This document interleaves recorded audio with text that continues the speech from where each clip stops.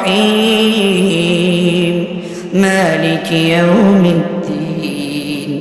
আল্লাহর গোলামেরা শুনুন, আপনার মালিক আপনাকে বোঝাচ্ছেন, এই গোলাম শোনো, তোমার আল্লাহ কিন্তু শুধু তোমার মালিক না, তোমার এই চাঁপাইনবাবগঞ্জের মতো এই জায়গার মালিক না, বাংলাদেশের মালিক না, বিশ্বজগতের মালিক কে? এজন্য মালিক বলেন আলহামদুলিল্লাহ, সকল প্রশংসা কার? ওই রবের, যেই রব গোটা বিশ্বজগতের মালিক। বলেন আল্লাহু আকবার। আর রহমানির রহিম, পরম করুণাময় অসীম দয়ালুকে।